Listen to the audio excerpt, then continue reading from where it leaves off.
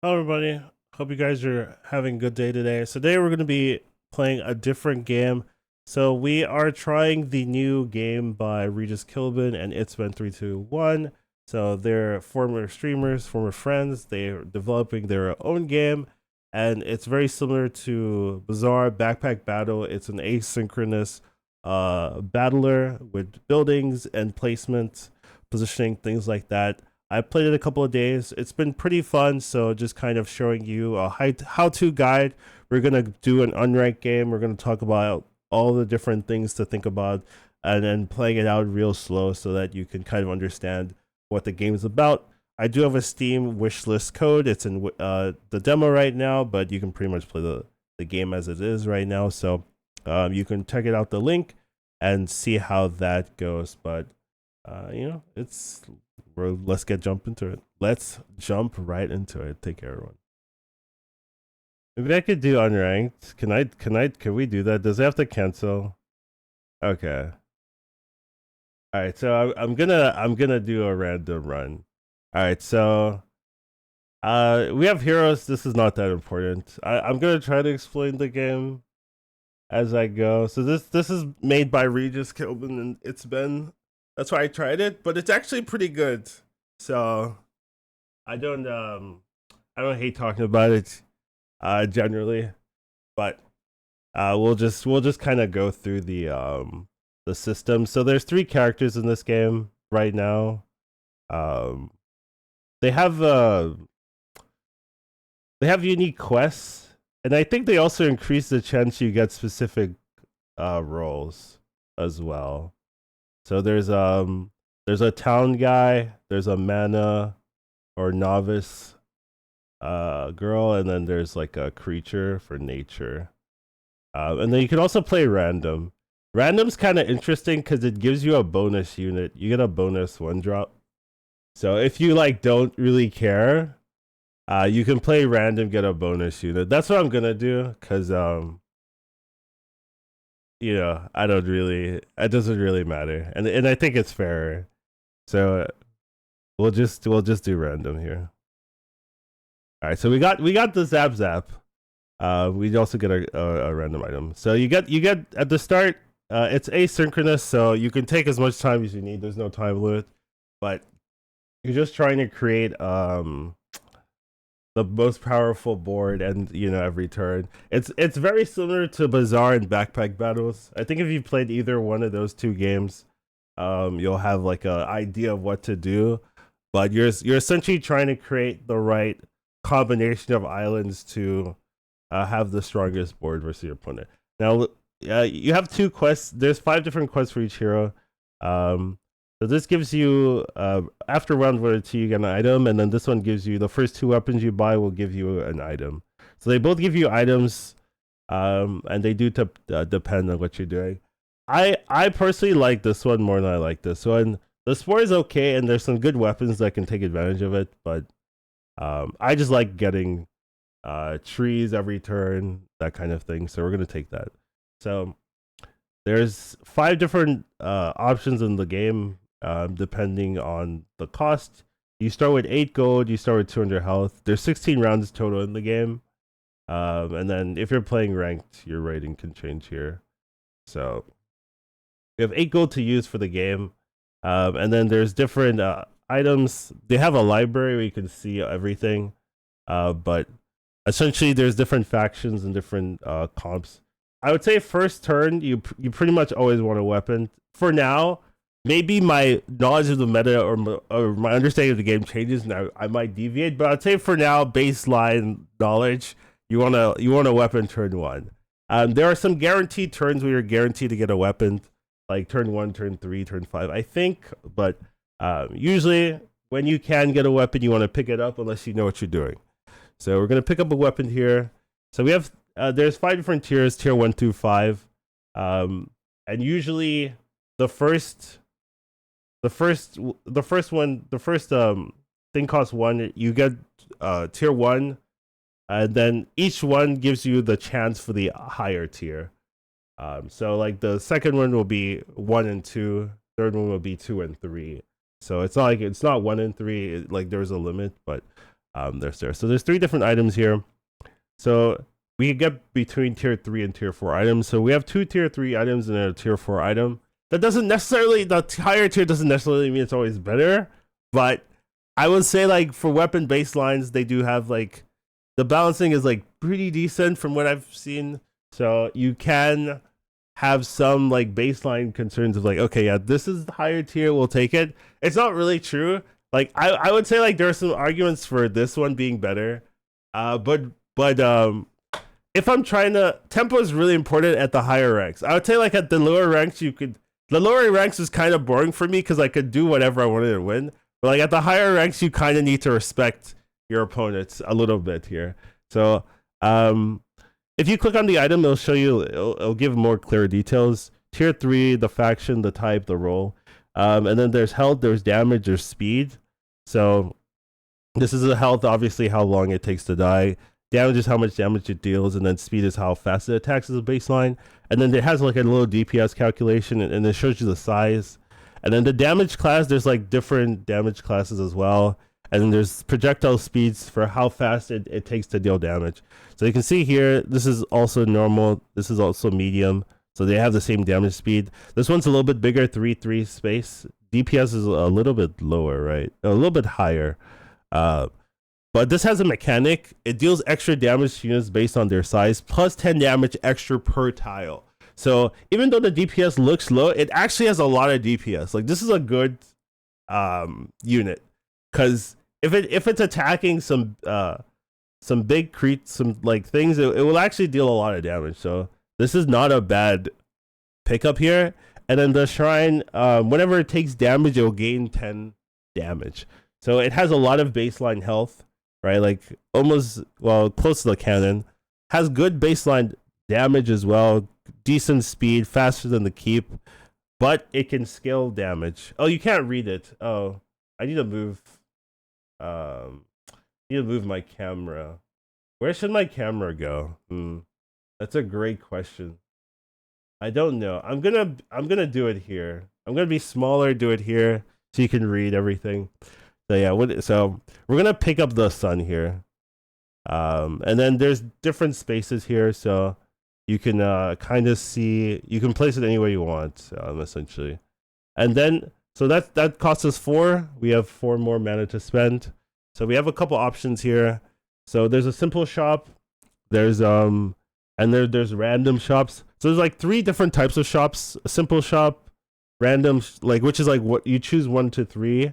Then there's like get a random unit, and then there's like 1 through 6, which is like the big one, or not the big one, but like the rare one. You between 1 through 6. It's not like super rare, to be fair. So here, I don't know if I want to be giving away my strats here per se, but I it's bound to happen. I guess for now I will go with the simple shop. I think spamming tier 1s is like not bad, because a lot of the tier 1s are very town focused, and there's a lot of good town support pieces that you can get. So here we have 3 items. There's like 3 different types of crystals. This one gives you health, this one gives you attack speed, and the other one gives you damage. I haven't really found too much success using crystals, but there are some good uses. Like they're not bad pieces. And then here, this is a town. It's a pretty fast town, which is its biggest appeal. 1 second per trigger, it steals from adjacent towns and then adds the total to its unit and the unit with the most health. So you can like funnel health onto one particular target with this if you want. But other than that, it's just a fast town. And that's like really important for town builds. You want things that are like that trigger a lot, because towns, when they trigger, they do other things. So this is like pretty good. And this is a slightly slower town, but it removes 1 damage from a random enemy weapon. It's kind of okay. In the late game, like people have a lot of damage, so this isn't like super powerful. But it is like it's a pretty decently speeded town, so it's not bad. We're gonna take this here. Now we have 3 more options, so we could choose 1 to 3, 1 to 3, and then we can get a random. So this is defense, but it's also nature. So it's a nature skewed defense build. So if you wanted to, you can like look at all the nature items, and then you can look at like the defense. And then it's tier 2 or 3. So like these are the options you could get. Well, you actually can't get this because this is a subsidiary of this. So these are the 3 options you could get if you wanted to check like, oh, this is exactly what I could hit. I would say like this is really good. This is really good. This I think is not as good. So like 2 out of 3 are decent. So I'm actually down to pick this up. All right, this is a nice this one's a really nice early game piece. So it's a bamboo. When it's destroyed, you summon 2 smaller bamboos with 50% health, and it repeats once. So what happens is you'll destroy it, you'll get 2 smaller bamboos, and then you'll destroy it again, you'll get 2 smaller bamboos. So it actually just very hard to deal with early. This is like a very, very good early game piece. And even in the late game, there's some uses. So this is just a really nice piece. And then I don't have any towns for this, so it'll just be here. You usually you attack the other islands from like left to right. So usually you want to protect your weapons. So you want to put your weapons on the left side mostly. And you want your tank builds on the right side here. So this is a pretty good turn 1, I would say. Like this doesn't lose to most things. Like if we were so we're gonna find an opponent, and I can tell you that this is unranked, dude. I can tell you this is unranked. He has no weapons. Oh man, this is gonna be so easy. I already don't want to do it because there's no challenge. I could tell you that he has no weapon here. He doesn't even have 8 mana worth of items. I can because this is 3 mana. And these are 1 mana. So he has 6 mana worth of items. So he spent 2 mana doing something. So either he spent 2 mana buying like 2 cost spell and then picked up a 1 cost equipment, which you could do, or he did something else. I don't know. But like I could tell like he has no equipment. He has no weapon turn 1. This is not a real board. So yeah. What can you do? But we'll continue on. Let's ignore our opponents for now. So now our quest triggered, we get a Borist. So this is an item after combat you'll generate a tree or a shrub. So trees or shrub are like little defense pieces. They don't block too much, but they're consistent and you can get a lot of them. So they're kind of nice. So turn 2, you can get weapons even turn 2, but it's not guaranteed. It's turn 3 when it's guaranteed. But usually if you like go to a big shop, right, you'll probably get a weapon here. Yeah, so we got 2 different weapons here and then some other supportive pieces. I guess this is technically a weapon as well. It summons weapons. So we'll go through each of them. Hearthstone, when an adjacent unit gets destroyed, you'll stun 5 random enemies for half a second. So this is actually really good with the bamboo because you can put it next to the bamboo and then the bamboo will die, trigger this, and then it'll split and summon more, and then it'll die again, trigger it again, and then split again, and then trigger it again. So you like this is a pretty nice synergy piece. And I think if you go tips, yeah, it'll tell you. So here, so nice thing is if you're new, I didn't know this existed at all, but like I learned it afterwards. But if you're new and you're like, okay, this doesn't look that good, you can hit tips and like see like, oh, this is pretty good with this or this or this. And that's some things you can like think about when you're building. Crystal Core will give all your crystals a 50% bonus in its stacks, and then when you buy this, you get a random crystal. So these are crystals. So right now, adjacent units have 50% health. If I bought this and played, my adjacent units would have 75%, 75 extra health, not percent. So can be good, but you do need to build around it. Toy summons 4 toy turrets, and the toy turrets are like little turrets that deal damage, but they hurt themselves, so they will eventually die. But can be nice and opens up other builds if you pick it up. Replicator is tier 5. After combat, you'll copy a random unit on your board. You'll spend mana equal to its rarity. That's not a replicator or weapon. Oh, I didn't know. Oh, I didn't. I've never read this card. That's not a weapon. You can't clone weapons. I actually did not know that you couldn't clone weapons. That makes it interesting because that means you can pretty easily force things if you want to. So yeah, but the thing about this, you have to spend mana. So like, let's say I was cloning like this bamboo, then you'd lose 3 mana. So it does give you, it lets you like streamline your build, but it's not like you're getting value on top. You know, you are spending mana to do this, but people do like it. I think it's pretty memey personally, but people do like it. And then we have Tesla. We have the 2 weapons which I'm going to pick up. We have an unstable Tesla coil. So it targets the 3 closest enemies instead of 1. So it deals 3 damage instead of 1. But then on trigger, it loses 1 damage. Now, I think the way it works is that the damage is split. So it only deals 20 damage, I think, to 3 things instead of dealing 60 to 3.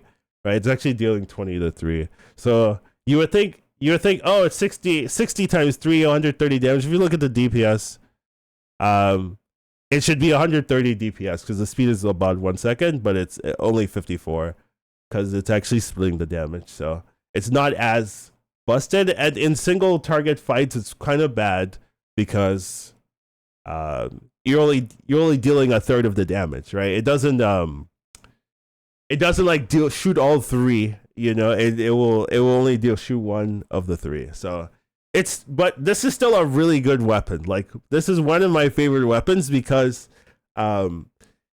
shooting multiple targets is really powerful in this game. So being able to do that, as long as you can buff this up to a decent attack build, it just does a lot of work. And then we have the rocket. So this will target the closest enemy instead of the largest enemy instead of the closest, and then it can't target weapons unless it's no other targets. So this is a town killer, I would say. Like that, this thing goes for towns or shields and stuff like that. But if they aren't paying attention, this can clean up the game. This also has a different damage class than we've seen before. Everyone's been normal. This one has an explosive damage class. Now, explosive damage class deals damage. Damage is dealt as a percentage of the original damage to all units adjacent to the primary target. Now, explosive damage is so good in this game because in the late game, everything is clumped together pretty much. So you're always going to be getting a ton of value from explosive damage. So you actually deal so much more than you'd expect, as well as this particular weapon targets the largest enemies. So the largest enemies are usually next to a bunch of things, and then you'll hit them, you'll hit the large enemy, and then the AoE explosive will deal so much extra damage that you're not expecting. So the rocket is very, very good in the late game. In the early game, not as good, but still playable. Like, it's not bad. And mid game also not bad. But late game, this thing is crazy good. Against the right build. Some builds can like ignore it, but you know, same thing. Same thing with Tesla Coil. If you build around it, I think you're happy with either one of these picks. I think if you pick either one, you're happy. But this one is much harder to get. It's a tier 5 weapon. And I think having explosive in your build is like pretty important, just to be able to deal with like some of the builds that run a lot of small things. So we're gonna pick up a rocket. It's not super good early, but it's fine. And then we're gonna position this crystal to hit both. And then in terms of, I don't really want to tinker, don't really want to structure or get a house here. Jeffrey's pretty good. Jeffrey Bezos. And we'll keep going. Don't you need to change the game from Hearthstone to this? I should. You're absolutely right, but I haven't. That's fair. I forgot you have to do that. Sure, we will change the game.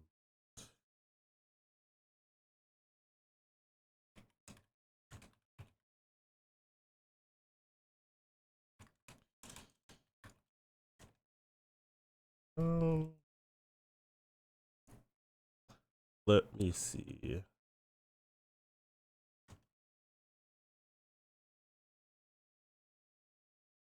Okay. So here we have 6 more items. We've seen this one before. It's the really fast town. We have a blacksmith. So when a friendly weapon attacks, adjacent town units get 1 health. This is pretty good in combination with beekeepers, because when this gets health, it spreads it to a random friendly minion that's not beekeeper. So usually you'll have a blacksmith and a beekeeper together, and when you attack, you'll gain 1 health. Basically, it's a nice combo, and pretty much any build can run it because pretty much all builds run weapons. Definitely something to pick up. I think I like the blacksmith first because it still gets value here. It can pump here, and we got another blacksmith. Sure. All right, so we've used all our money here. It's kind of like a backpack. Yes, it's very similar to Bazaar and backpack battles, I would say. So we'll look for another opponent. Hopefully they have a weapon. They do have a weapon, the same one as mine.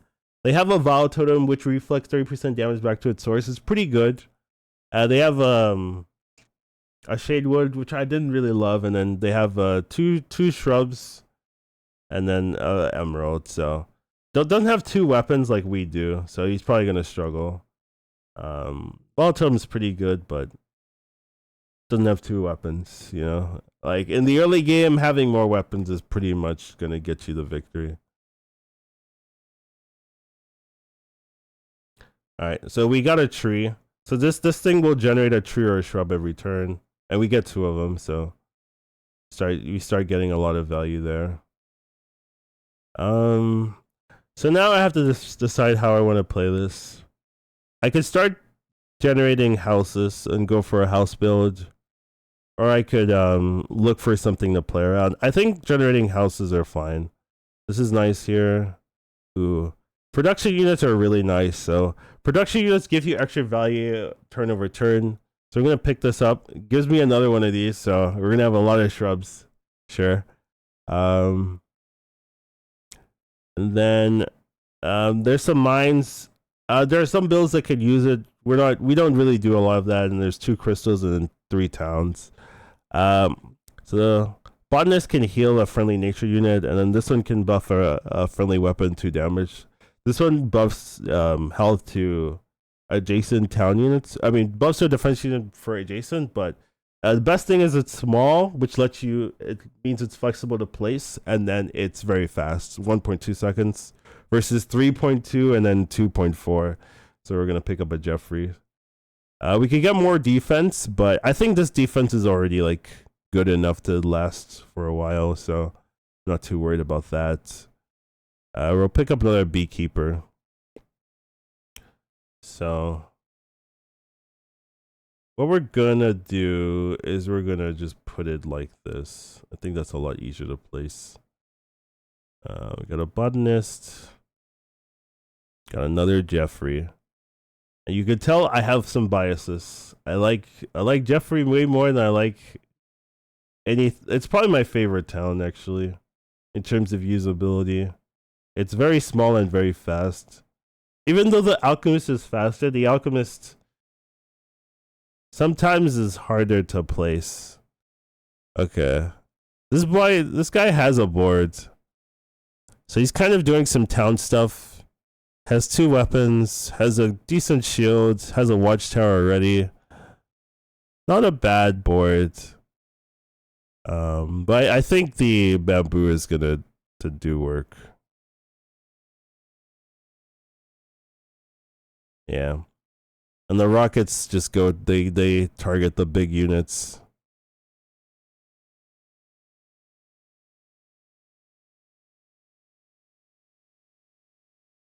Yeah. So Blacksmith actually doing a decent amount. So you can see the damage. The rockets kind of did the same amount of damage, and they did the most. Even though like it's better in the late game, it's still doing a decent amount of damage. Shrine, I haven't really buffed it, but also doing decent. Tesla Call also doing decent. And then Corrupt Alchemist like hurts itself, so it's the damage it hurts, and then the mirrors like reflect damage. And you can see the healing. Just a lot of healing just from the blacksmiths. This is basically just the blacksmith and the beekeeper healing. Basically, yeah, you can see it here.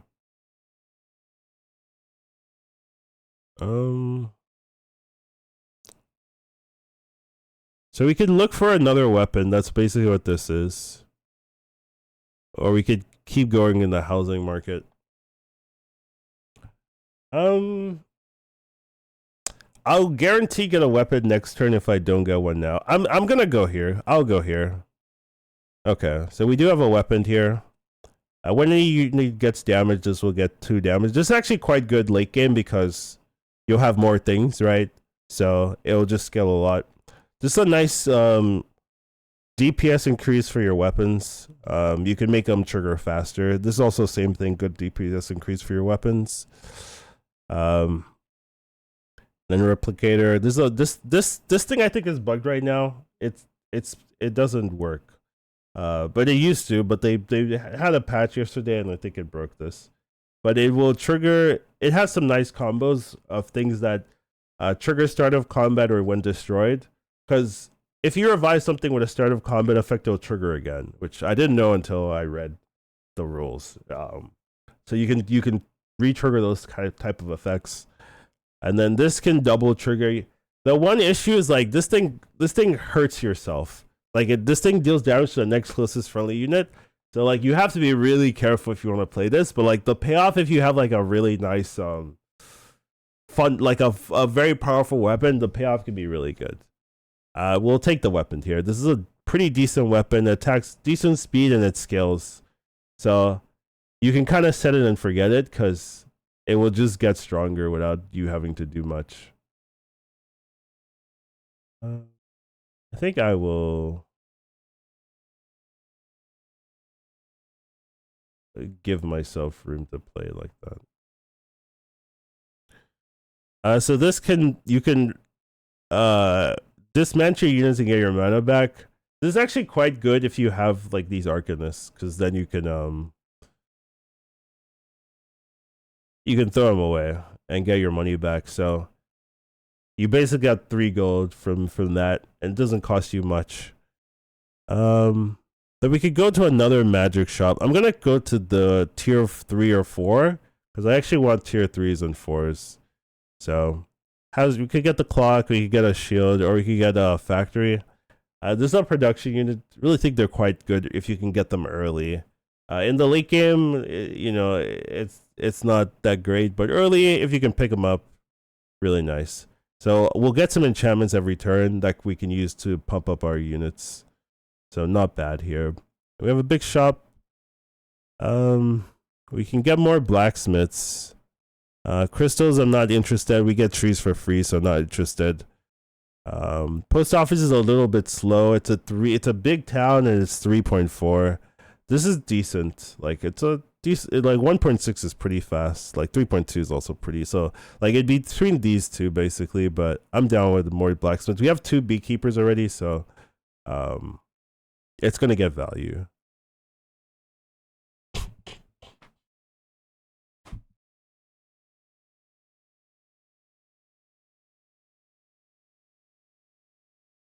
Alright, so looking at our bonus born, they have 2 weapons, decent weapons. Positioning is fine. Lot of defense. So he bought a lot of defense early. Like that's 4 different defensive pieces. So this guy's just stacking defense, which is like not a bad strategy if you want to like do that. It will just like eventually fall off because people can scale their attack crazy. So you do want to be careful, but I do this sometimes too. Yeah, so like it's not bad. Like this might beat us because he has so much high defense here. Okay, so the reason why he's stacking defense is because he has the pillar. So the pillar will start of combat gain 25% of the health of all adjacent defensive pieces that are not pillars. I will say his positioning is a little bit wrong. You know, if I'm being super critical, like he should put the trees in the back so that he could get the stats of that too. But yeah, it's fine. But generally, like that's the reason he got maybe an early pillar and then leaned into the pillar. Because if you have an early pillar, you're not buying defensive units, kind of weird. So I think this makes sense. So we'll see if we win this fight. Why did Wheel of Fortune? Oh, Regis. Regis. I see what you're saying. But yeah, we'll see if we win.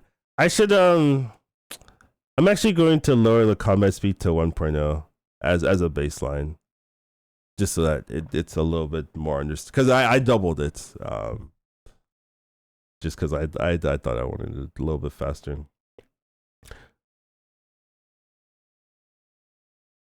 So yeah, we're getting through his defense a lot faster than he's getting. Oh, because we have 3 weapons. Okay, that's why. He has 2 weapons. We have 3 weapons. Like that's the big difference. If we look at our DPS, I dealt 3.2. He dealt 2.4, which is like pretty notable. Health also. I also have a lot more healing with the trees and stuff, and the beekeeper. So yeah, like I am. My build is good, right? So it's not like you're not easily gonna beat this board, I would say. I think right now I want to increase my town, so we're gonna scout, get 1 gem here. Not super important. I don't think I want another defense. I'm kind of happy with the one we have. Another beekeeper is fine. Production unit, I'm pretty happy to pick up. So this will give me a crystal every turn. It's fine. It's not super premium, but yeah. Big shop is okay. Housing market's also okay. I think either one is fine. I'm gonna go big shop because I don't always take this, and I'm kind of interested. So there's a couple good options here. There's a haunted clock tower, which makes fatigue start early, and you can stack it if you want to do a fatigue build, but we're not really doing that. This is a nice protection for your towns. It makes adjacent towns take 50% less damage from explosive weapons like this one. So you can stack that. This is a nice like scaler. Whenever friendly defense unit is destroyed, a random weapon gets 1 damage. So this is a nice way of scaling DPS. And then this one's another one. Whenever this gains health, you give a random friendly unit plus 3 damage. This is another nice way of scaling health. So we have some damage scalers, and then a defensive unit, and then a Jeffrey again. I think I like the hut here. I like the hut because we have it's really good with bamboo. I wonder if it'll show you that. It does. Okay. It's really good with bamboo because it will proc like 6 times off of this. So and then we also have a bunch of shrubs. We're gonna getting a bunch of shrubs anyway, so like we already have a bunch.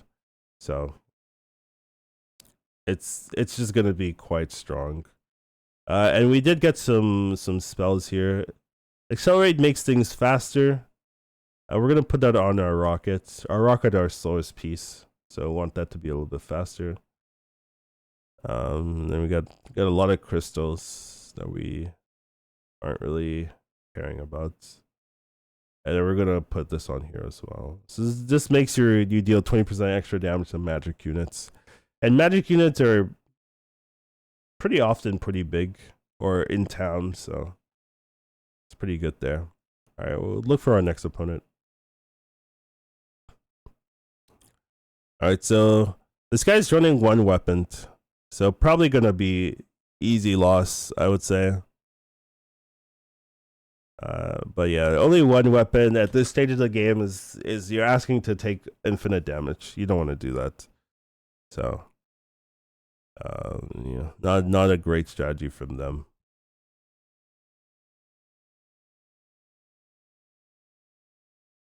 Yeah, pretty easy fight here. We'll just ignore that. All right, so we can transmute. I think I'm gonna take transmute almost every time I get it because it's like 3. I guess it's like 2 gold for free, basically. I'm not super interested.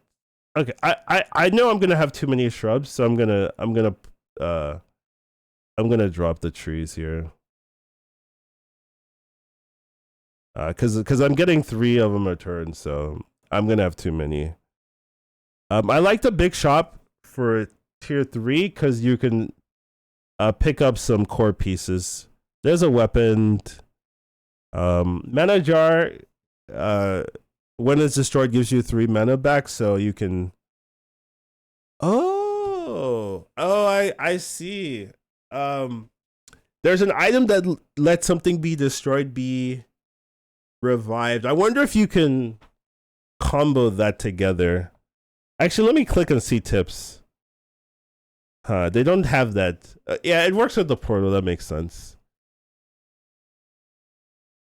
Okay, maybe you can't. Maybe you can't do the combo I'm thinking where you can destroy and revive it, because if it gets permanently destroyed, maybe it can't revive itself, which makes sense to me. Because that would be abusable. That would be really powerful if you could do that. But bathhouse is like fatigue. When you're in fatigue, you can trigger all your adjacent towns. Watchtower can, if you have no adjacent units, you can trigger all your towns faster. This gives adjacent weapons lifesteal, which makes them deal extra damage and 7 extra damage, and also steal 7 extra life. Tethers is a way of scaling your weapons. It's actually not bad pickup here. I think I would pick this if there wasn't a weapon here. But more weapons are good. Like, this is like, if you're new at the game, if you just pick up weapons as you see them, like, you're gonna beat the other new players. Like, this will fall off once you get to like higher ranks, but like, if you just buy the weapons, you'll do fine. And I will be doing that too. I will not deviate from the strategy of getting the weapons. This is a pretty good weapon. It deals pierce damage. This is a different weapon type. So this will deal extra damage to the single unit directly behind the primary target. So the thing I noticed is that it will, even if there's no so like, let's say it hits here, even though there's nothing behind it, it will actually go through and then hit here, which I didn't know until I looked at the combat like UI. So it actually, like, it's actually scary, because I've had some pierce units kill my weapons because I didn't have anything in the middle, just because that's just how the way I build, and like the pierce unit would just like go and then kill my rocket or something. And I'm just like, that's horrible for me. So you have to be really kind of careful, like, that Pierce doesn't screw you, but it's not something I think you're consciously thinking about until you're comfortable in the game anyway. So, but it's just something that I noticed. I was like, oh, that is something to be careful about. We'll keep getting some towns here. There's nothing here I want to badly. So you can see the Noxus units if you go to a library. Go to faction, go to novice. I'd say like the best unit probably for me right now would be more mana. So this gives you an extra mana every turn. It's pretty good. This also gives you a enchantment every turn, but we already have one, so it's not that good for us. So it's also a weapon and stuff, but really, the only thing I would want is this mana machine. So I'm not super don't really want to, and you get a random one, right? So it's not like you get to choose one of the 3. It's just random. So it's not reliable. We'll go random nature, get a botanist. That's fine. It's a town. I'm fine with that. So I could go to the magic shop and try to look for a mana machine that way. I don't actually think that's a bad idea. If I'm being conscious of the plays. So we'll actually do that. Okay, we got a storm shelter. Actually, we got an enchant weaver. So this is actually probably better for us now because we have a spell factory. So the nice thing about this is this can change enchantments. So you can kind of re-roll bad enchantments that you don't want into better ones, and then if it has enchantment, it'll heal. I mean, it'll get a little bit more life. But yeah. This lets me re-roll enchantments if I want to.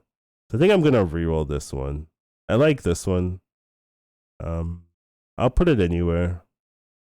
I guess they'll put it at the Redstone Shrine. I don't think we'll ever get there, but it's fine.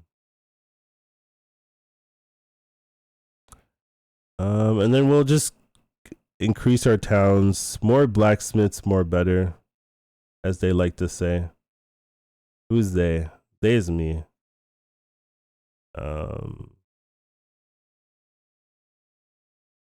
And we'll see this more blacksmiths. I mean, yeah, sure. May as well pick them up while you can. Doesn't guarantee you'll get them later. So he has 2 weapons. I've actually never seen this. Man, dude, I'm in the higher ranks, dude, and people's boards are like so optimized. You know, I haven't played on ranked before. It's Redbeard. I don't know if this is actually Redbeard, but he's got some a wall of bondness and then 2 mills. And then he has a Tesla coil and a Gorgon. And then the toy shop to toy store too. Not horrible. It's obviously not gonna beat our board, but it's not bad. Okay. So the toy store is supposed to summon 4, but it only summon if they have space. So this toy store is in the wrong space. He needs to move it up 1, and then he'll summon 4 turrets instead of the 2 that he summoned. So that's a pretty big mistake. It doesn't matter for the fight, but you know, just in general, in your own games and stuff like that. So yeah, you can kind of see the damage. I dealt 4, he dealt 3, right? He's missing a weapon. And healing, I have so much more healing right over him, yeah. Like more than double his healing. From shrubs and it's basically just beekeeper blacksmith. All this healing is basically all of this. Just doing it for us. And that's why these are really strong. They're very cheap to get, but they impact the game a lot, and that's like the type of thing you want. You can now move inventories around, which was something I complained about, and then they added it. So you know, happy they're listening. And we have some decent enchantments. I could pick up a second weapon, or I could keep looking for.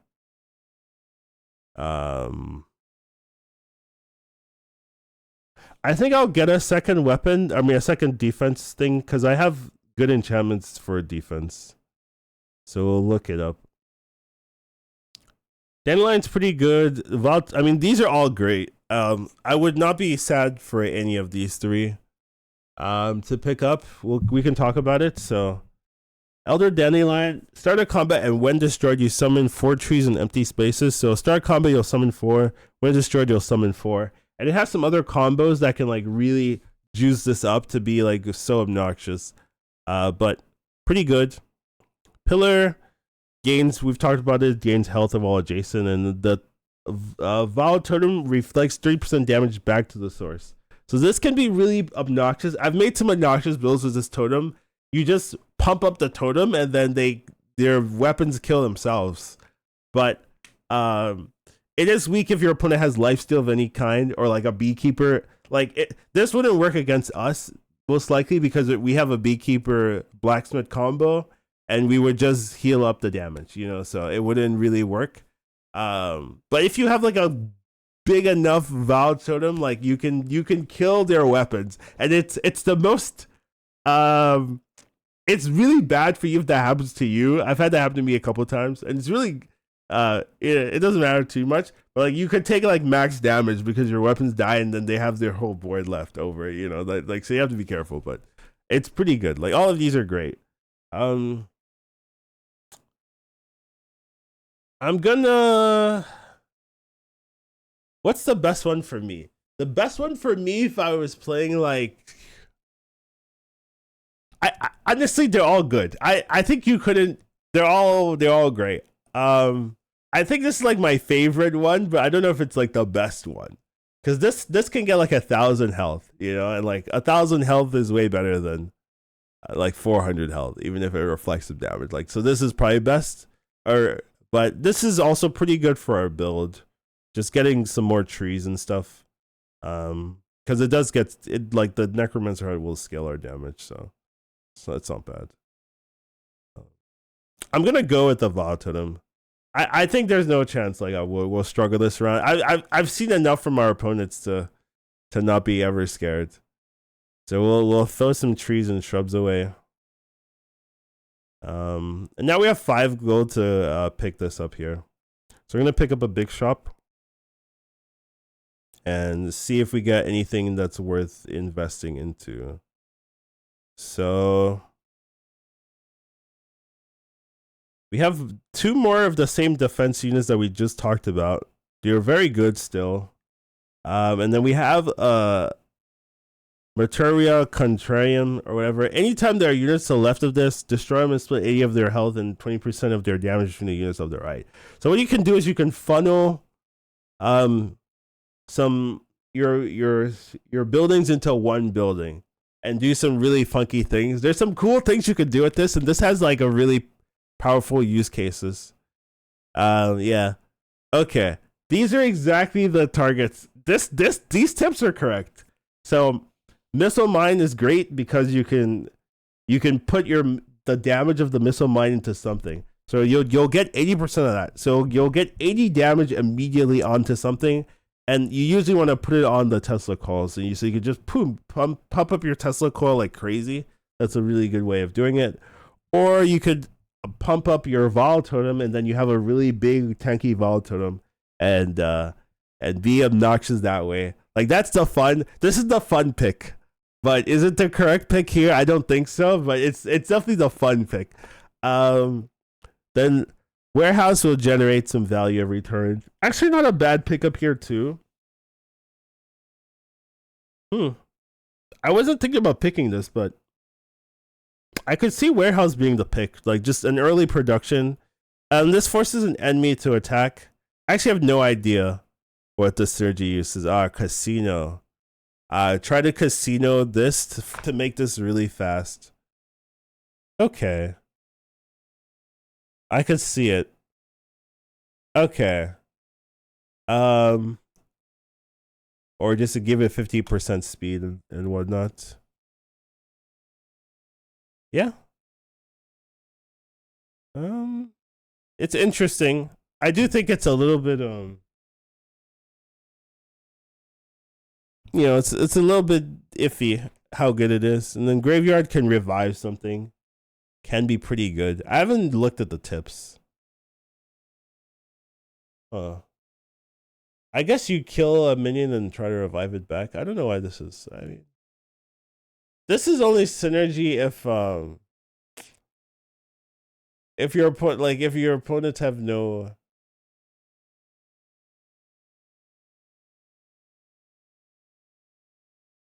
Oh, does this not count as a friendly unit? Does the trees that you get not count as friendly units? And then you can if that's how it works, that's actually quite good. Interesting. I guess it wouldn't, huh? Okay, I'm gonna pick up a pillar here. I think this is the responsible pickup here. It does mean that I'm gonna have a pillar build, which I wasn't really planning on doing, but I can do that now. So I'm gonna be a little bit unoptimized and leave this in front and just scale off of this. So pillars are nice because I can just put the shrubs around it. So if you have this, like, pillars are really nice because you don't have to invest too much, like buying a ton of defense units. You can just kind of already put the shrubs around and be happy.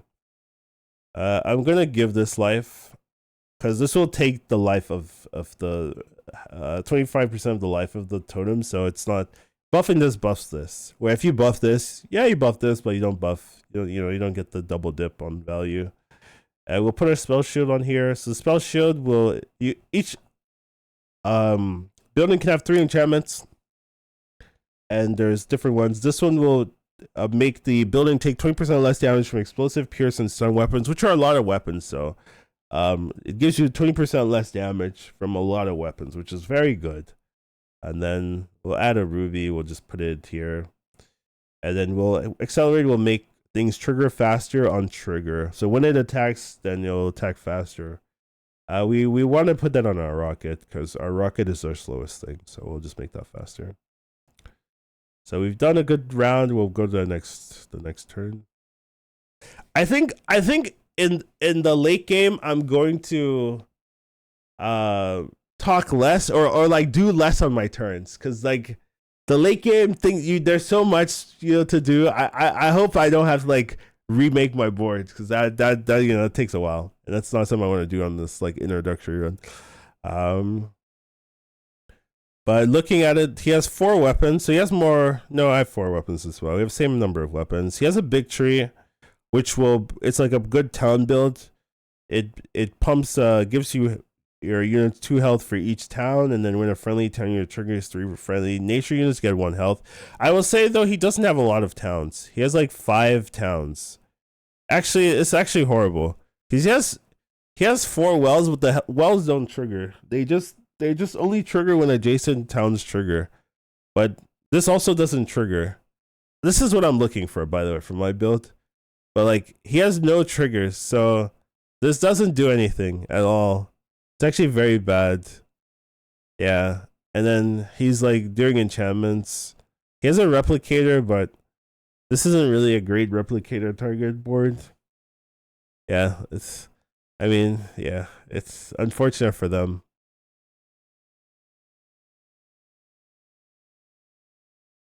So he got through the bamboo, then the Val's one is doing some damage. Now he has to get through the pillar as well. It's taking a while for him. And they kill from left to right, top to bottom, preferably. Though sometimes if they're close, they'll just shoot whatever. But yeah. Almost got to our weapons, but not close enough.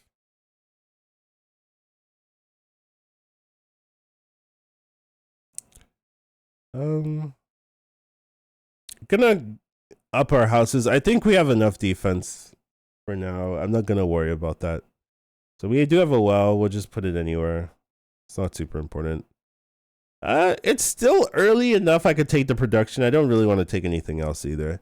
And you get to choose. So we'll take the mana machine. Though warehouse is also very good here. Warehouse gives you like utilities for, like, at early warehouse lets you go town super easy because you just get town units mostly from the warehouse, so it just lets you get warehouse units. Mana machine lets me be lazy. I think I'll do that. So we'll just get more mana every turn. We don't need a defense nature unit, so we'll look here. More Jeffries. Random magic unit's not really that interesting. Here we'll take a botanist. Have a lot of those already. A micro librarian. And we'll keep putting our scrubs around the pillar. Big buffer can go on the pillar as well. So if you take more than 100 damage, you'll take 25. Take 25 less damage. No, not 25%, but 25. So if I take a big hit here, I'll negate 50 damage, which is pretty good. Something you can do here is I can put this emerald to pump the Val Totem, which will pump the pillar, as well as it pumping the pillar. Now the issue is actually there's a better line. What I need to do is I'll put the emerald next to the bamboo, so it'll pump the bamboo, and then when the bamboo dies, it will generate a smaller bamboo, but then the emerald will pump the smaller bamboo. So actually what I should be doing now that I've said this is I should maybe move this here and then take all of my emeralds and then put it here. That's probably even better. Like, this is probably the line. So now this bamboo is actually going to be quite tanky to deal with as well. So looks pretty solid. We'll keep up. All right, so this is a... Is it? Oh, there's one weapon. Normally weapons are in the back, so it's like, where's Waldo? All right, normally you want it as back as possible, but he has it up. He only has one weapon, so he's kind of doomed. And I haven't played in the in the beginner levels in a while. And I'm seeing like this is why they're not winning. They don't have all their they're on 4 weapons. They're not playing in the back. You know, there's a lot of issues from the opponents here. You can see like our board, it's very clean. Everything makes sense. There's a precise flow to our board state. They're just you know, I couldn't tell you what's going on. But they have 2 weapons. Oh, they have 2 weapons. Okay. Do they have more? Let me check. No, okay. They do have a second repeater. It's so small, that's why I didn't see it. But yeah. Should be an easy fight.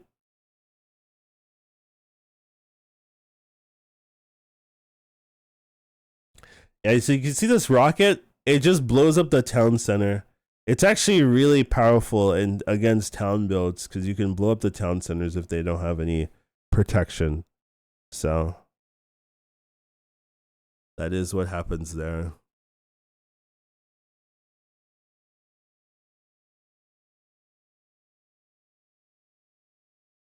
Yeah. So we got through our beginning stages, but not through the pillar. Pillar's still alive. We can kind of see our DPS. This is our health gain, but we can see our DPS. Rockets are doing a ton of work. That the late game value of the rockets. Terra's doing okay. Obviously not. It's good, right? It's just not rocket level because rockets have explosive. Explosive is really good if they have clumped together and their whole board was clumped together. Laser pointer and the Retron are like decent, and then the Voltom's actually dealing a decent amount of damage. Like 600 damage is not negligible. So Voltom also being like generically good here. Do I want more production? I don't know. This is a little greedy, but we can definitely play greedy based on what we've seen from our opponents so far. I think here I'm just gonna take more enchantments. I could take the mana too, but I'll take more enchantments. I do love Transmute. It's free. It's free gold. It's free real estate. I'll put this here, and I'm gonna get rid of these crystals. At least the red ones. The blue ones I think are quite okay. The red one I think in late game scenarios are like 5 damage is not gonna make a difference. And we'll shell a shrub. All right, so Housing Market XL is nice because you get to see 6 town units of tier 2 or 3, and tier 3 has the town I'm looking for, the town center. So we'll see. We didn't get the town center. We actually didn't get anything I want here, so kind of a whiff. Yeah, kind of a pretty big whiff. Not a fan of all of these items here. So this one will give your adjacent town units 15% speed, which is okay. This one will give your town units become magic with some buildings care about having magic, and then they'll give them 25% health or 25 health. Lumberjack will buff for each unique nature, and it shows you the unique one. So I have like 1, 2, 3, 4, 5, 6, 7. So you'll get 3.5 to a friendly unit, which is not bad, honestly. It might be what I pick up. This will trigger a town and stun a random enemy, but can't trigger other. A lot of the solo units trigger, so you can't trigger things that trigger because then you create a chain reaction. So it makes sense. This is a fatigue, and then this requires like weird placement because you have to put your towns in like a straight line from top to bottom, which is not usually how I place it on when I'm thinking about it. So yeah. So we'll take the lumberjack here. A little bit of extra attack scaling. I'll go to magic shop. How many enchantments do I want? Oh right, we can change enchantments. Okay, I guess we'll just get a ton of enchantments. Sure. We'll get alchemist here. I will say I'm playing better talking through my game. And like I'm also slowing it down and talking through my game. Not that I play bad, but I can tell like I'm thinking about the 5 choices here where sometimes I just click on whatever. So kind of interesting. Okay, this board looks somewhat respectable. The only thing that looks weird to me is that he has this assemblator way in the front. He does have a ton of shielding for it, but like it's going to die quickly. And I think I would value this big tree more, like less valuable than the weapon. So that's the one weird thing here. He does have a ton of weapons though. 1, 2, 3, 4, 5, 6 weapons. So a lot of weapons. Just a lot of weapons. Has good defense. Has a lot of weapons. The one thing I would say, like, he has 6 weapons. I have 4. So he might. It looks like he might win, but I have scaling. That's the one thing. Like, I have my my units will get stronger during the fight, while his I think will stay the same because he doesn't really have. He has like a foundry, but other than that, he doesn't really have a lot of scaling. So he might just like lose to eventuality, where my minions are pretty big.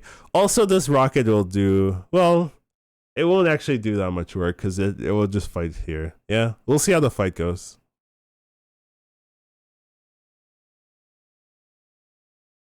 If I lose, it's a weapon diff, but I don't think I'm losing here. Oh yeah, the big tree is just getting blasted for free.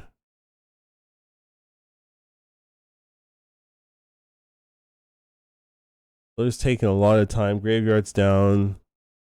Yeah, now his weapons get blown up.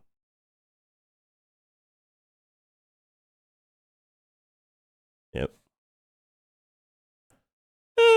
I wouldn't say it's super close. I mean, so we can see our damage. I dealt what 10k. He dealt 10k as well. So we dealt around the same amount of damage, actually. But I guess he had less defense, right? That's the issue, right? We dealt the same amount of damage, but he doesn't have healing. That I do, right? Because I have these beekeepers. This beekeeper blacksmith combo, I'm getting a lot of extra healing on top of my board that he's not getting. So even though his damage is good, he can't get through the extra healing that I'm providing. So that's the big difference there. And also, he has 6 weapons, I have 4, but we dealt like similar damage is like also pretty interesting there. I think I'm gonna go to the big shop here. We do want that. Oh no, I clicked the wrong thing. Well, it's fine. Okay, so we have a dig site. So this will give you mines, and then it will also give you a mine to your inventory. So it's nice, gives you a little bit of value in return, and mines have some good synergy pieces. Pillar is another one of these. Infinity Pool, this is good with mines, particularly. I wonder if it'll tell you that. Yeah, it does. Okay, it does. Their tips are good. So when a friendly magic gets destroyed, you'll notify its base stats among other friendly units. Usually you want a bunch of mines, and then the mines will feed into the your weapons, because you can divide the base stats. So that's pretty good. We talked about this, and then the clock. If you have 3 adjacent cooldown units, each time one triggers, a different adjacent unit will get 2% speed. So basically you can speed up your units pretty quickly with a clock. It's a nice DPS increase if you have like good key targets. So we're gonna pick that up. I think it's the best thing here. And then we have 3 units. You usually want to buff weapons. You can buff like graveyards and stuff like that, but usually you want to buff weapons if you can. So we have the 3 friendly units, and they will all get pumped here. Then we can put this over here.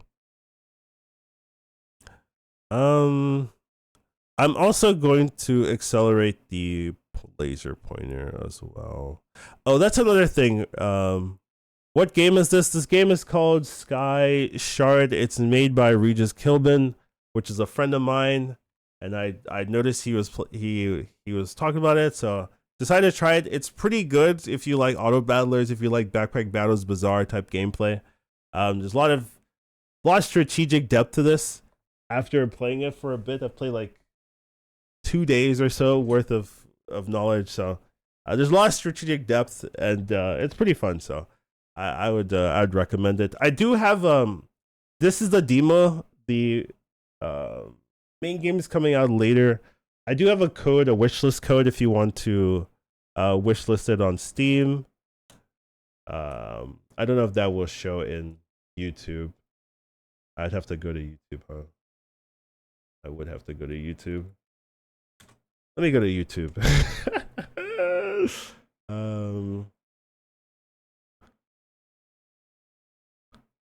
Do I don't even know what the live looks like.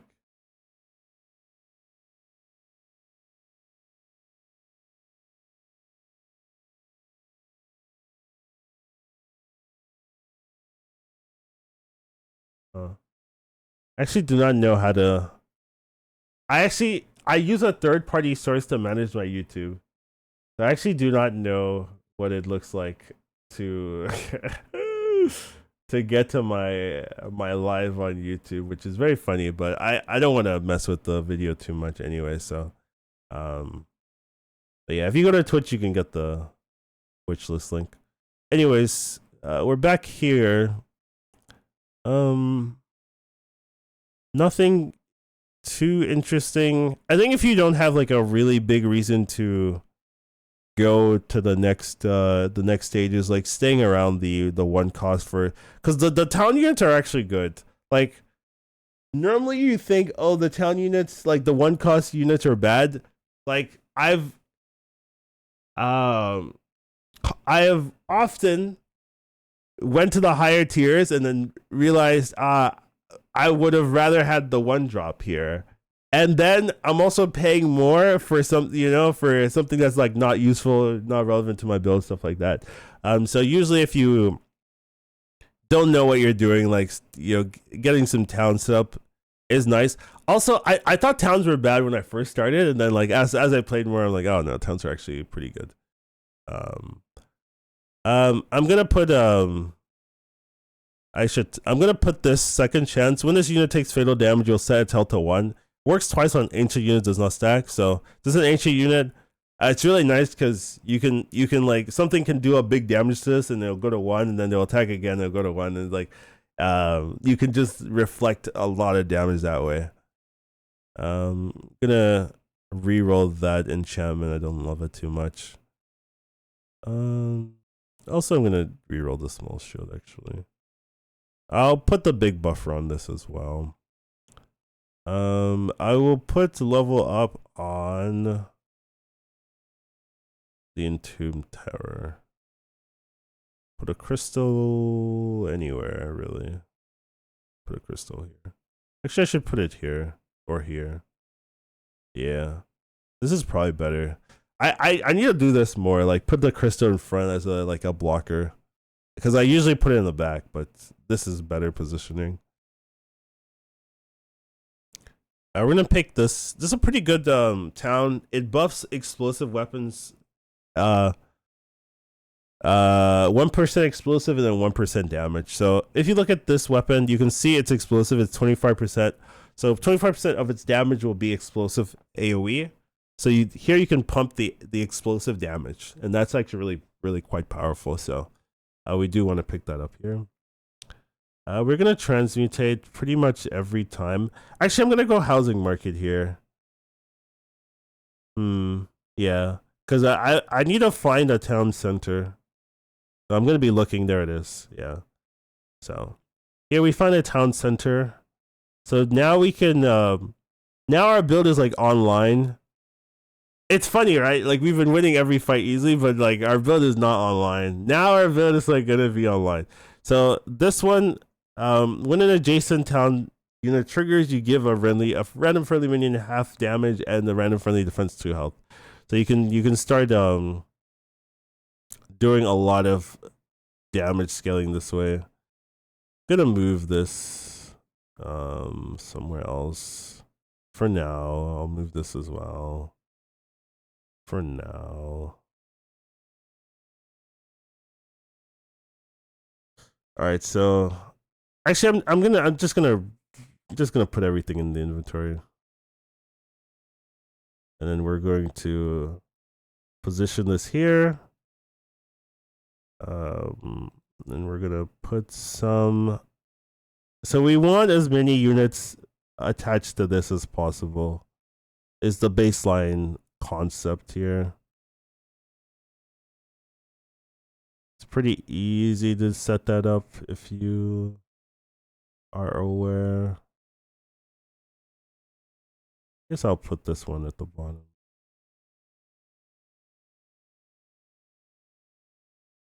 Then put this here.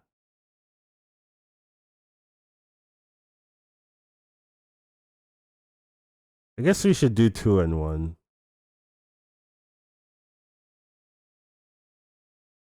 We're just making our town pretty, guys. Like, is it necessary? Maybe not, but you know, it looks nice.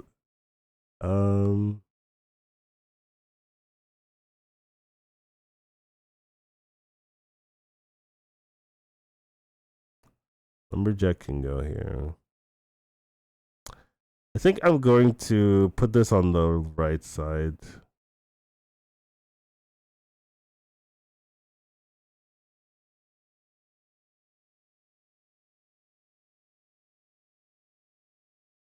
I want this here or not.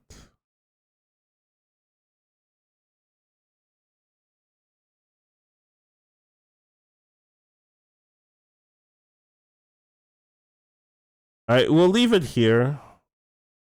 I think what I'm gonna do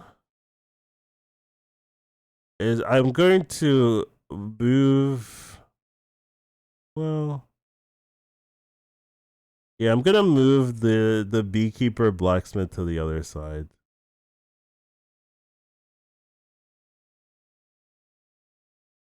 So normally, if like normally I leave this here because it's.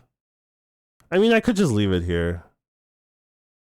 Maybe I'll just leave it here actually, because it will just give me value. Like I'll heal these units for free, without having to do much. Yeah. Okay. This actually is better. This is better. Oh. Oh, the one thing is, yeah, this has to move down though. So yeah, this blacksmith is weird. I guess this is fine. We'll do it like that. So we have extra space here. So now when you look at this, you can see that every single adjacent is attached, except for this one. This one doesn't trigger, but it's fine. Like, you know, it's fine. So this will just do a lot of pumping now. And our build is online, basically, is what I would say. Oh, this had it. I was wondering why those are in there. Okay, so now this looks pretty clean. We're a lot stronger than before. Like we were strong already, but now we're a lot stronger. So I worry for our opponents. Man, this is the type of run I would want to play in ranked. But like I don't know. Ranked is harder or something. It's not though. It's not though. You're playing your own game. I don't know why, but this would slap in ranked. Here, I mean, our opponents are doing something. Bunch of trees, but no damage. 2 weapons. Oh, 3 weapons. No damage. No towns for the big tree. They have a big tree, but no towns. Like, this is good with a lot of towns. So you need a lot of towns to make this work. Otherwise, it's like not worth the effort. It also will die to a rocket, so you also need protection. But you don't have any protection, so my rocket is just gonna target it, kill it, and then you lose. Like this is a very expensive unit that you're gonna lose for free. So we'll see the fight. Rocket targets the big tree. and it 3 hits and it's dead, right? And so like all of your effort, all your build around is gone. That's like the issue of the rocket. It's so good about like ruining people's comps if they're not like prepared for it. So you kind of like this high level stuff, but you kind of have to play around rockets because at least the good players I fight, they always have some type of annoying thing like this where you're like, okay, if they have a rocket, it's really bad for me. You know, how do I deal with this? But yeah, couldn't really get through much of our build. I mean, and our DPS is a lot higher, right? Like we've upped to. This was a shorter fight, and we've upped our damage a lot, right? They're like a third of it, as well as our healing is also quite good. You know, just a very very strong setup we have here. This is a little bit greedy. I think it's there's only 5 rounds left, so I would say like don't get this. In general, I can do it because like the opponents are not challenging me, so I could just be a little bit greedier, but I wouldn't really recommend it or anything. I'm actually not gonna take it because I don't recommend it in general. So I'm gonna take a look at the novice. Like I don't have everything memorized, right? And just seeing if there's anything on tier 4 or 5 I want. Don't really want this. This is a weapon, so I don't know. Like weapons are a lot harder to get once you have a high number of them. So compound knowledge is good actually. I would actually use a compound knowledge. You can't get this unless you're low HP. So yeah. So I think there's a good chance we get a tank unit or a compound knowledge, and I'm down to fish for that. Yeah, so we do get both of them. There's a compound knowledge, so it gives your weapon to the right more damage based on each friendly town unit, and then this is also a nice tank unit. At the start of combat, you get 25 health for each unique tag you have. So that's the tiers faction type role, and your current tag is 18. So I would get 700 total health if I were to play that. So it's just a just a 700 unit there. So. But compound knowledge is really nice here. So every town I have it every 4 seconds it will pump a weapon to the right of it. So we'll pick that up. And then I will have to decide what I'm actually wanting to pump. It's either the pointer or it's the rocket, right? One of the two. They should have this as well.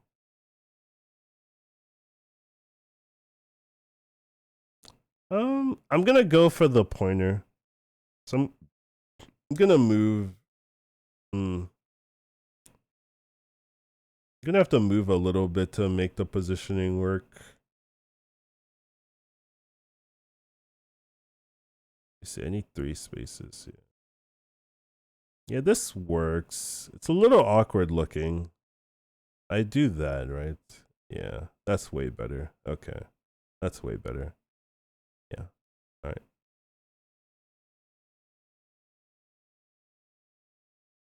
Oh, it has to look like this, yeah, to fit everything. And we can speed that up. Nice. Nice.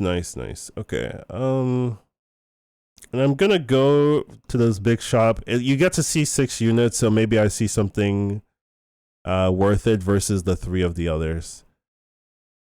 I'd actually say this tutorial has helped me be better, because I have to explain why I'm doing everything, and as I'm explaining why I'm doing everything, I'm like, this makes a lot of sense. This is how I should be playing. Yeah. So here we have a firestorm shelter. It protects towns. In general, take 50% less damage from explosions. I do think there is some meta to this where sometimes you want 2 of them together so that they can protect each other and actually become like a pretty decent tank unit. But I would say like we don't really need it for this build right now. Like we're not super heavy town focused. Like we have the town set up, but like we're kind of done managing the town. If we lose our town, it's not the end of the world. Like it's actually not that bad for us because we have other scaling potential at the clock and whatnot. So I don't think we have to care about it. I actually like this egg here. So this egg can be permanently destroyed. This means like if you lose a fight or it dies in a fight, you don't get it's gone. So it's a bit risky, but if it survives combat, it will hatch into a weapon. So you can get an extra weapon if you can hatch this egg. And the opponents are not testing us at all, so I'm just gonna take the free extra weapon here. We'll put it in the back. This is like as far as possible. So basically everything else has to die for this to die, which which is really tough. And we have a house here, so we'll get a foundry, sure. In order to play this, I need to move this here, then I can play this here. Okay. So we got new rerolls. I think all of these are playable. And then we'll reroll the small shields for now.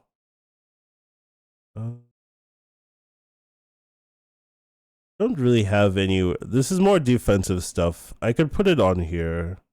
This is like our only other defense piece. We have like 3 of them. Put that here. Accelerate on here because everything else has one. I should say, well, you can re-roll it anyway, so it's fine. And we'll put this on here. This on. Yeah, sure. And we have some extra shrubs. We'll just put a line. Oh, I need to put them here. Okay. Okay, that's a good turn here. We'll move on to the battle. Okay, this is the first like kind of real board I've seen in this run so far. All right, so he has a nice defensive unit playing around the pillar. Has some enchantment buffs too. Somewhere, so maybe he just bought enchantment buffs. So nice pillar defense unit.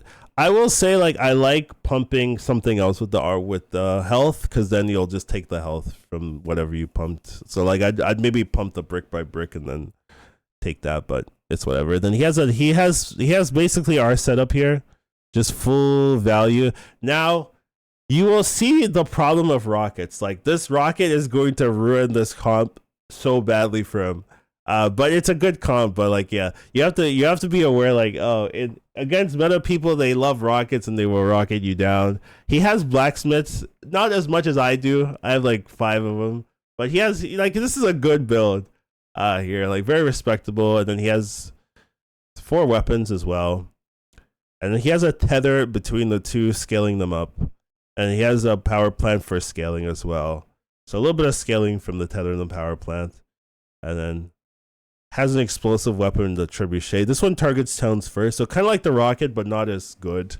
Because the rocket, the reason why this is way better is that it will target this town hall, where this one will go from left to right. So this one will hit like here and then here and then here, and it's not super great. Eventually it'll hit here and then it's good. Where this one just goes for the town. But it's gonna go for the force field first, and he's protecting the force field. Okay, he has a little bit of defense on the force field, so he's gonna go to the force field first. So it's gonna give him time for the town to scale, and then eventually I'll go for the town and blow that up. But yeah, we'll see the fight.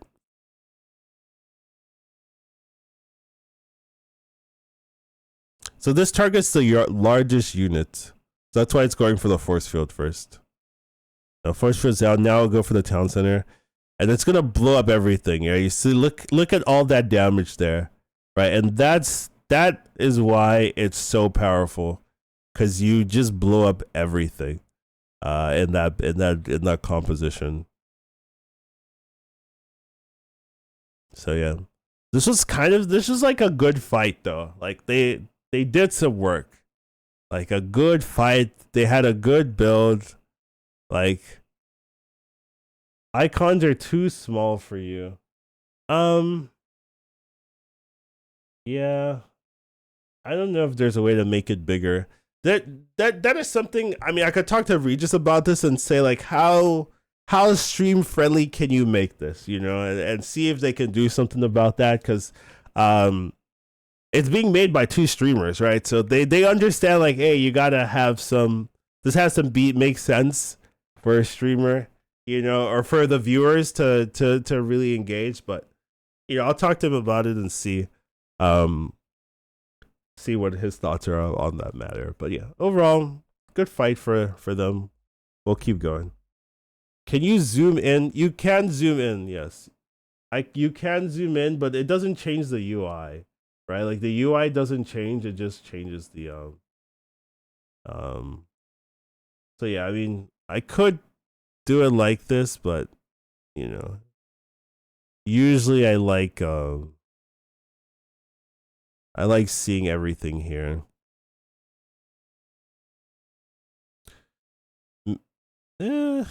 Yeah, I mean, you want to this is the Regis Killbin that used to stream Hearthstone. He moved to Marvel Snap. There's nothing wrong with that. You know, Marvel Snap's a great game. He's just streaming Snap, you know, and then he's making his own game as well. So here, I'm gonna go to the structure shop. I'm kind of in coasting mode. I don't think there's anything I need to do massively. I think we have like this comp could probably win the rest of this mode, like without me doing anything else. I'm like, obviously wouldn't win in ranked, but like I think here it would actually win. So I'm just gonna coast, see if I can find like big upgrade pieces. So a second compound knowledge is pretty good to stack this laser pointer. Can I actually do that? Because let me see. Positioning is a little awkward. I could pump a shrine actually instead of a laser pointer. Maybe that's better. Yeah, I'll do that. I don't really need any of the other pieces. Only new piece is these two. So there's a prismatic mirror. When it takes damage, you shoot 20% back. I will say this damage is significantly worse than this. Even though this says 20%, this says 30%. Like, the damage that the mirror does is almost negligible in my experience, versus while this is actually meaningful damage that the totem does. Then supercharger will trigger adjacent start of combat effects again, and then it'll destroy itself, so you can't chain it. And it can't be resummoned, so you can't chain it. But do I have any start of combat effects? Like this effect is start of combat, so I could trigger that again. Anything else I have start of combat? No, right? So it's not that good for me. I only have one thing, and it's not a super premium thing to copy. So not. Oh, this is also start of combat, but that's not good. I also forgot about this. I need to pick up these and switch them.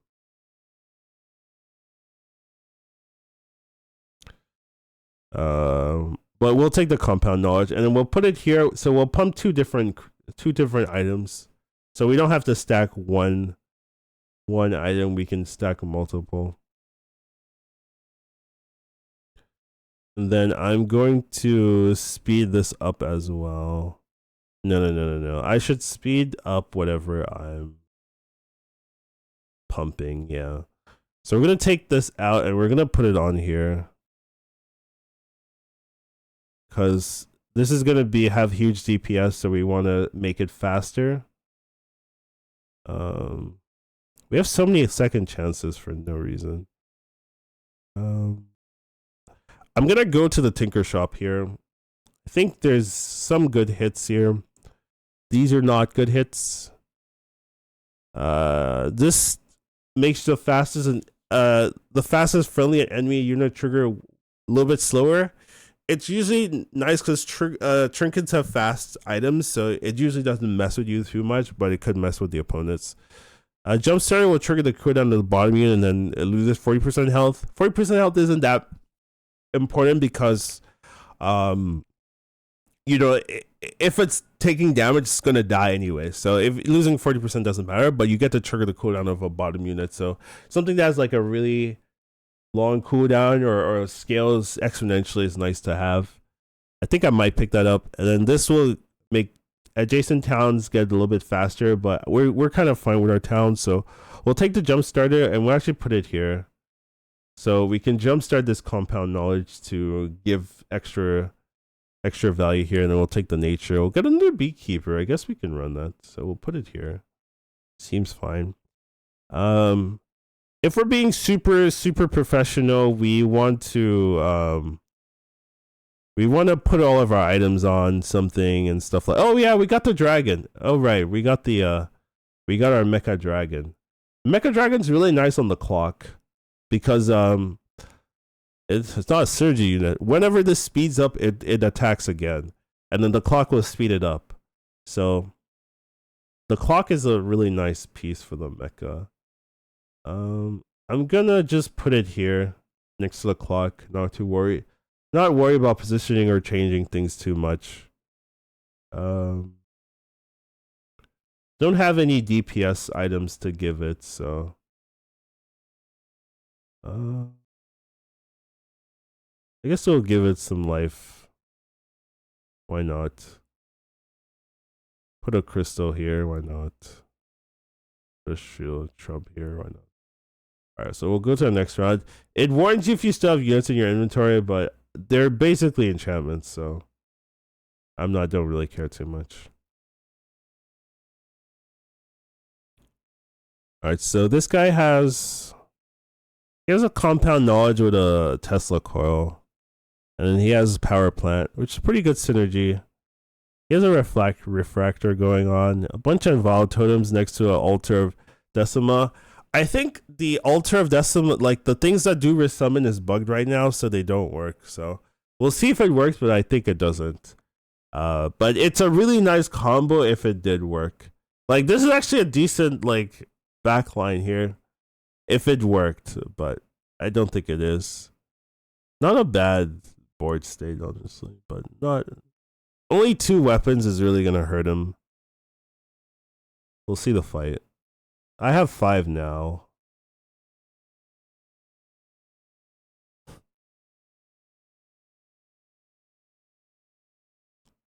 We could move a little bit closer, but I don't think it makes that much sense.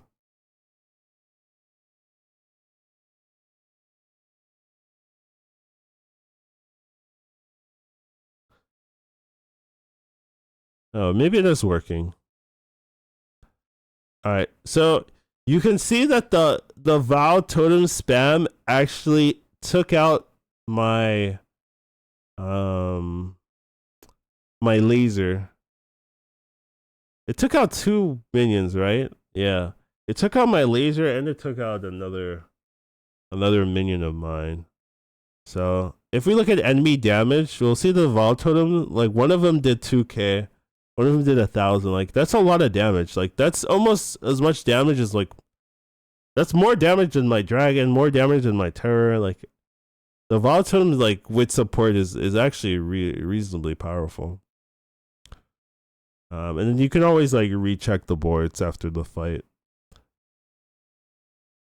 Yeah. So both my laser porter and my terror got killed by this combo. It's basically this piece. Like this piece is juiced up. Others are okay. There's one over here too. There's a lot of them.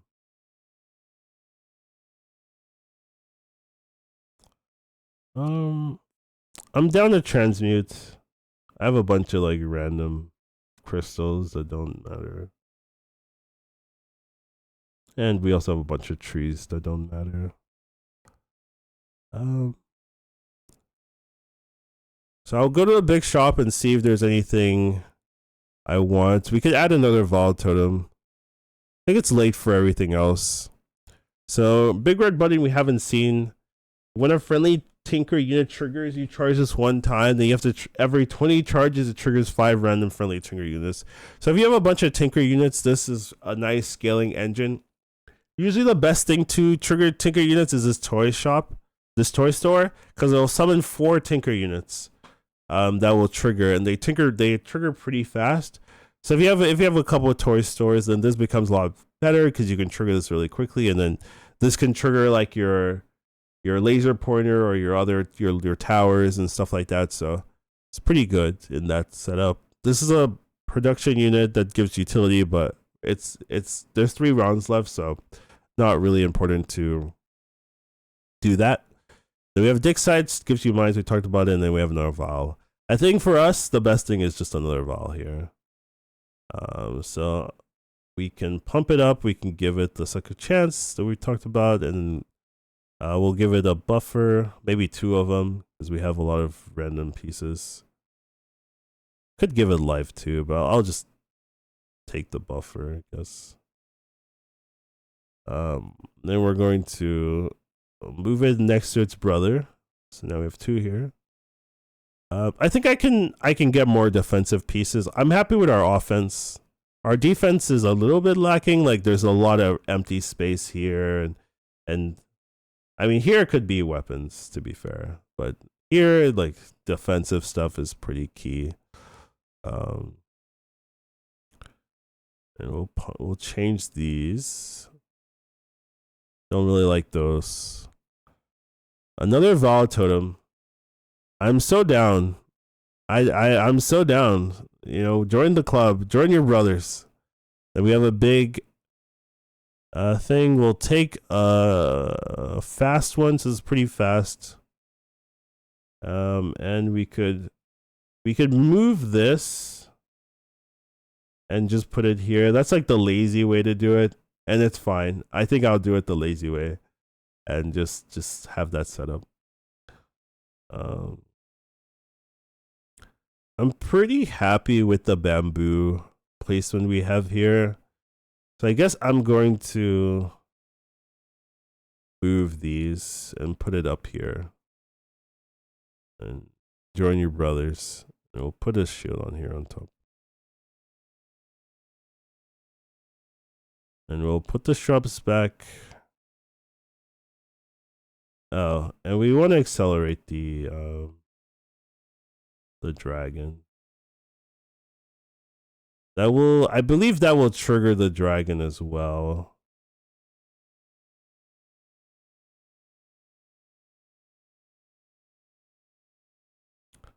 We'll hold on these items. Put this here. There's a shrub missing on that spot. Let's do that. All right, and let's keep on going. So let's look at our opponent's board.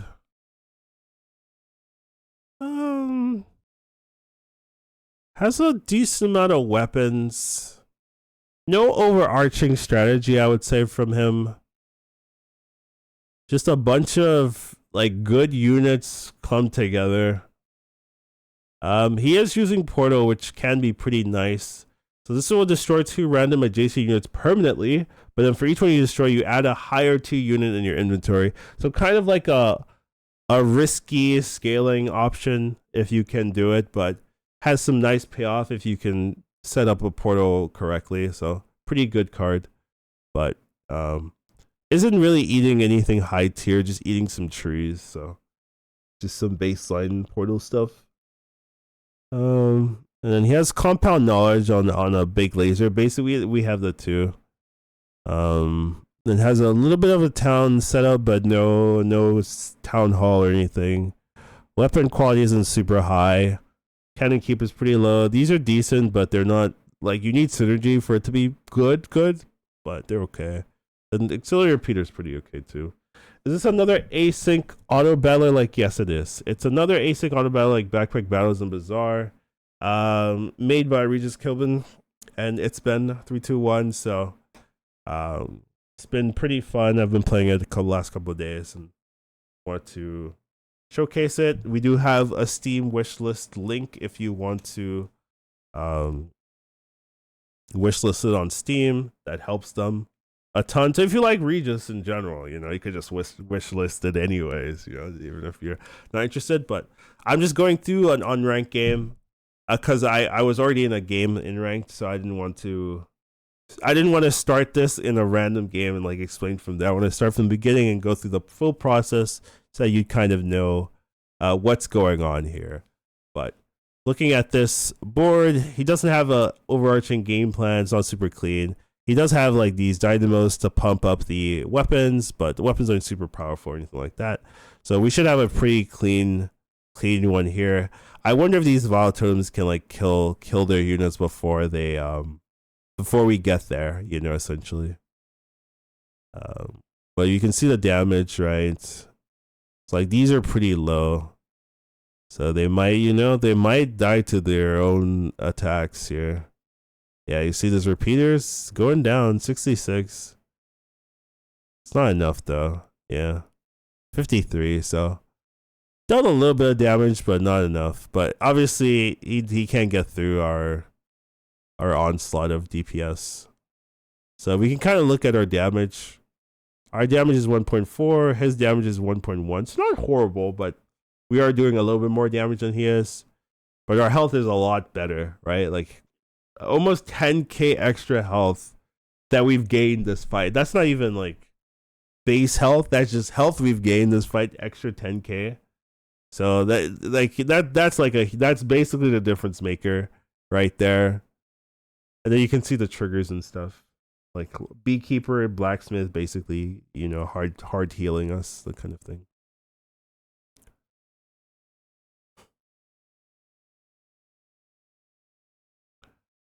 So we're gonna go to the big shops. I don't think we need to go to the small stuff anymore. We're just gonna go to big shops, see if there's anything really powerful. I think we just take our tank units, just spruce up our defense for now. So I'm gonna move this out of the way. Gonna put this here. Gonna take another defense unit. We'll have a force field, so whenever an enemy unit attacks, this gains 5 life. So if this thing can stay around till the late game, it gets pretty tanky. So we'll put it in the back here, like right here or something. Maybe right here. I like that better for now. And we want to give it some defense as well. I think I have too many of the. Well, I don't know if you can have too many of these actually. I think we have too many of this. And then I want to put some defenses on it. We actually don't have a lot of the purple one.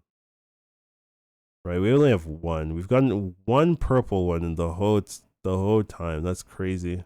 Oh no, we have 2. Okay. I want to put this here. And I think I want to put I mean basically all of this items. I want to put this here too. Maybe another one of those. Yeah, we'll leave that on him. Well, yeah, we'll leave it on him. I guess we'll give it extra life then. Actually, I'll give this one extra life and move this over here, because giving this extra life will buff the pillar. I think I like that a little bit better. Put some trees around.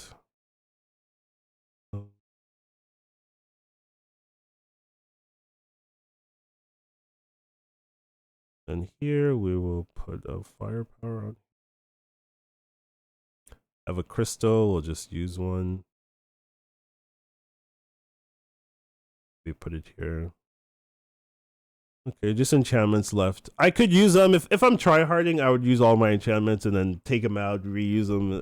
But I'm not gonna try hard. But if you like, it gives you a higher chance. But none of the fights have been particularly challenging, so I'm not gonna spend extra time for no reason. All right, so let's take a look at this board here. Has towns in the back. That's a new one. But is running double compound knowledge on this simulator, which is fair. Also has a pretty good weapon, Soul Stinger. Okay, so something about this. So he has these 3 effects. This one deals 20% damage to nature units. This deals 20% damage to magic, but it doesn't stack with other bonus damage effects. So you can't really stack these, I believe. I don't know if that's super true, but that's how I interpreted that particular enchantment. So kind of weird to run 3 because they don't stack with each other. So you'd really only want 1. So just a little bit of a mistake there. But other than that, and I mean, it's really protecting the town. This is like more. This is more realistic of an island, right? You would have your weapons in the front to deal with straight, threats. Where the villagers are in the back, safe from harm. But in this world, your villagers are like less important than the expensive weapons. The weapons, those ones need to live. The villagers, some of them may die, but that's a sacrifice I'm willing to make because the weapons are what's keeping us alive here. So this is a little bit more realistic in real life. What maybe the positioning looks like. The trees are together. The beekeepers are together, stuff like that. There's just a mini black hole in the town, but no one worries about that. Just kind of funny to me.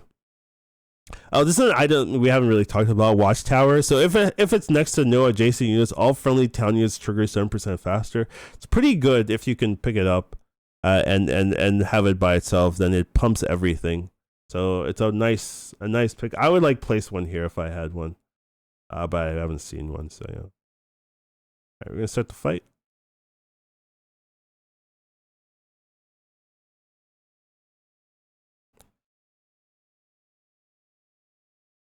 So yeah, his DPS isn't super high. Well, 200, like this one is pretty high. 200 damage. This one's half of that, so.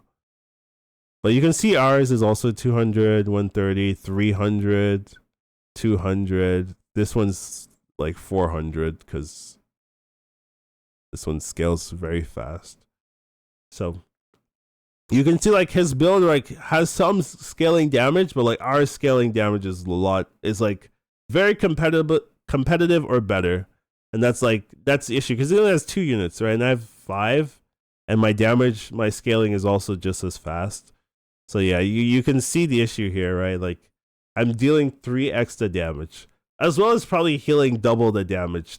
Also healing 3x. So like this is like the difference between like a beginner and like someone that's not knowledge. I've been playing for like a day and a half, right? But like someone that knows what they're doing and like someone that's just like putting things randomly, right? You can 3x the difference. Just have good positioning and strategic positioning, and so that's kind of like why I say like there's a lot of strategic depth in this game where the positioning matters, what you're doing, your synergies matter a lot.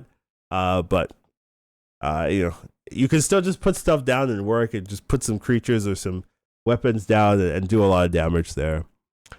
So here I'm gonna look at a structure shop. I don't think I want any Tinker units, though. Tinker unit wouldn't be like that bad for us actually, but because we have 2 Tinker cards. But it would just be the big red button that I would pick up, but I don't know if I want to run the big red button, so I don't actually think I want that. Big red button, I guess, if just to be fully clear, is this one. This is a tier 5. After every friendly Tinker unit triggers, you charge this, right? So you could do that and then trigger the Tinker units. But I don't think I want to invest in that right now, so we'll go for the structure shop. So we have another mecha egg if I want to add another DPS. There's a Dick side if I want to just have some lazy damage. There's also a Contarium if I want to do something fancy. Where would I put a second dragon is my question. That's like the one issue. Yeah. Oh, I guess I could move all of this to the right. I kind of like where it is, though. So I could move all of this to the right and then put the dragon here. I guess because I'm going to be lazy, I'm just going to take a dig site. But I think if I was tryharding, I would take an egg and try to like reposition to add to fit the extra dragon here. But I don't really need to do that, so I'm not going to bother too hard here. We're gonna sell some shrubs, get a little bit of some money. I'm actually gonna go to. I think I'm gonna go to the nature shop, see if there's anything good. There's a sunrise flower. Can give adjacent defense units 20% health. So I could pump up the totem here. So I think I'll take that. Put it here, pump up the totem. More nature shops or more defense. But this is random. I guess I'll go to the nature shop. More defense units, or I could get a glow berries. When an adjacent unit triggers, it gives the health to something. So I could move this and put this here. And I'll just put these back. Seems reasonable.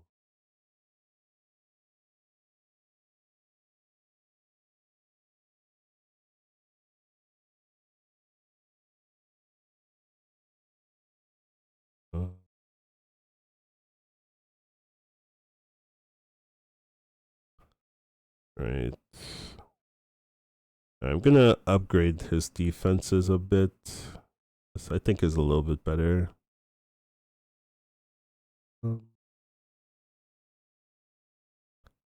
And only enchantments in here. I'm not gonna. Normally I would use them all, but I don't think it's necessary. It's a lot of time investment for like minimal power increase. Very minimal.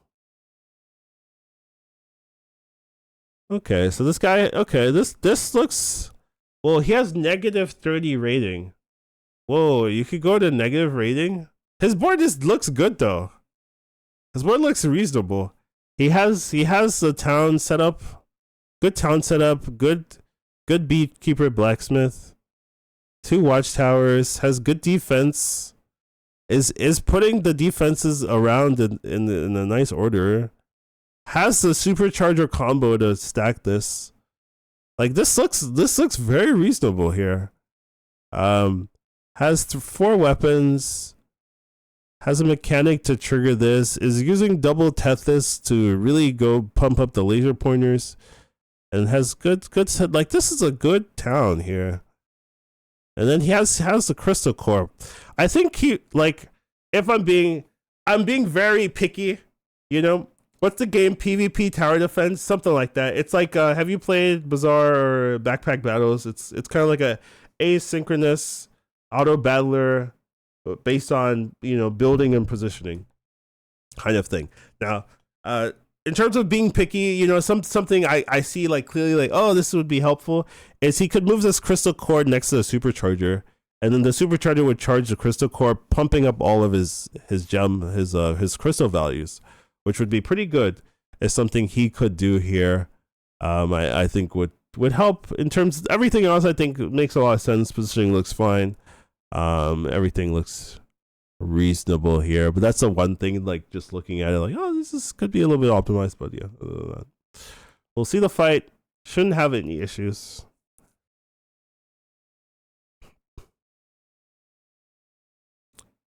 Yeah, so you saw this, right? The rocket just blew up this whole board like that. The rocket is so good in the late game because in the late game people have full boards, full islands, so everything's clumped together. So the explosive damage just goes super hard. So yeah, rocket just does a lot of damage there. No need to look at the stats or anything like that.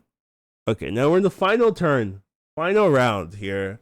So this is where you really want to use up everything you can. If we can get like sell 3 items, that's really good because we can sell like these these cards lose a lot of value now, right? Like they're after combat or in the last combat, so we can easily sell these and things like that. But in terms of what we're gonna do, I guess we'll look at tier 2 big shop here. See if there's anything interesting. Nothing super premium here. Maybe a mill. Triggers a random town, but isn't super premium. Nothing. Probably the wrong choice. I was thinking that this might be the wrong choice. It ended up being the wrong choice. I think the Tinker shop is reasonable here. We have 2 Tinker cards. Force field is nice. Dynamo is okay. I think a second force field is reasonable. Just put it over here right now. We'll go to another nature shop as well. So we have a crystal core if we want to pump up our crystals. It's fine. We have a glow berries if we want to add another one. I think either one is fine. Don't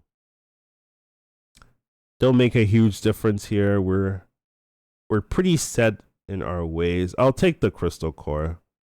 Crystal core does give you another crystal, so we're gonna have a decent amount of crystals. So we'll put the crystal core here just to put it there.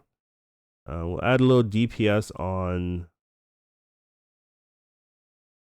I think our rocket is already pretty big, but add DPS on the rocket, and then health.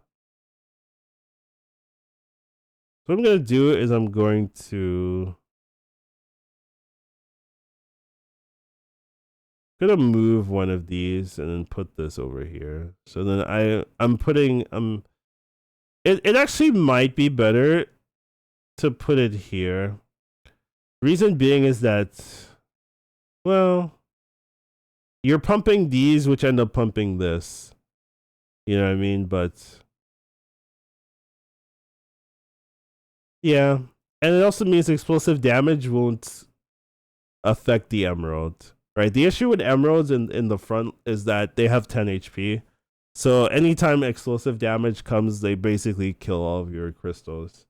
So if I put it here, and something shoots at this, which is very common with explosive, then all of this will die. Well, my crystal will die, but these ones have like 150 health, so they won't be affected. So I think this is probably a little bit better. And then we can stack the I can switch these up as well to accelerators as well. And then we'll stack the force field here as well. See if we got anything good. So many of these. All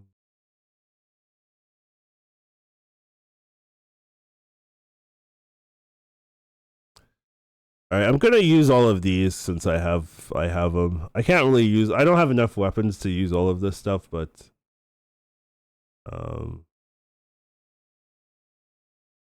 extra life.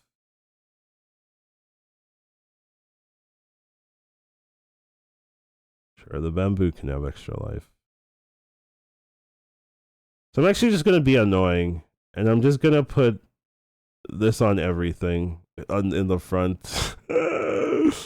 just gonna make it so obnoxious to get through this front line, like surprisingly obnoxious. I'm also gonna put one here because this is a ancient unit, so it gets the extra bonus, the extra live bonus. And we'll just place our trees anywhere. And we have enchantments left. I could put a small shield on something. We'll put it on the force field then. And basically, we're done. So this is like our final build for the run. I think this is a pretty strong build. Like even in rank, this would do very well. In unranked, the opponents are not super strong, so we had no problems. We didn't lose a single match. But just a very clean build. We have our town set up to pump here. We have our beekeeper blacksmith set up to give us some healing. We have our defense line as well as the trees. We started with the quest that gave us the burst, so we just have a ton of shrubs, right? We found a third one, so just have a ton.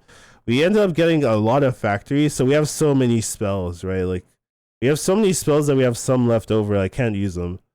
And then this bamboos with the emerald is just a really nice setup here. They also pump themselves, so they're a lot less likely to die with explosive, right? Because the issue with this is like explosive damage will blow them up, but because they get pumped, they won't get blown up by explosive early, so it's fine.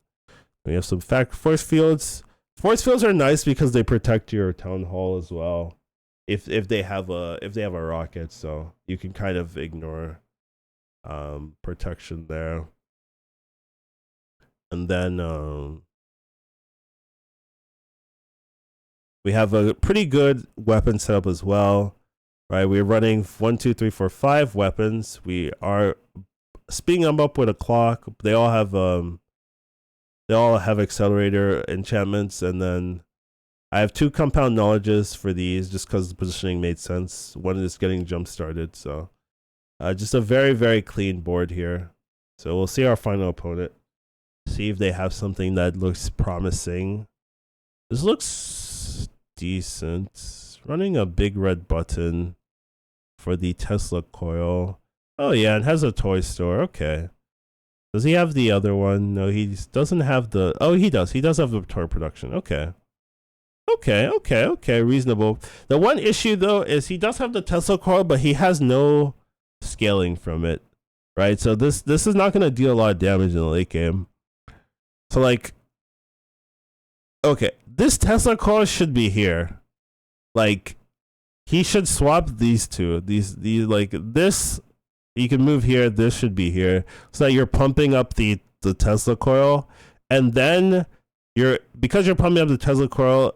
This big red button will do a lot of work for you, being able to trigger the Tesla over and over. So you end up doing a ton of damage there. I think that would be a little bit better in terms of positioning. He also doesn't have any blacksmiths. He has a bunch of beekeepers, but no blacksmiths. And he also has no way of triggering the beekeeper except for this botanist, but that's not reliable. So is missing on blacksmiths. He needs to add some of this to his board. His defenses are good. This is a pretty nice defensive position. He has a refractor, but it doesn't do anything. So kind of a waste of 3 gold, unfortunately for him. It could just be unlucky, but like doesn't do anything. So he also has a bunch of post offices. Like you need like 1 post office or something. It's very big, and it doesn't do that much. It gives you random enchantments, but you can just enchant your board manually. So yeah, it's not like super core or anything like that. So a couple issues. Also, his shelters are not together, so it's nice if you have the shelters together so that their passive works on each other, where the adjacent town units take 50% less damage from explosive stuns and pierces. So if they're together, then they both take 50% less damage, so that's pretty nice. So just a couple issues on his build, but the idea is correct. But don't think it's a super premium build here. So we'll start the fight.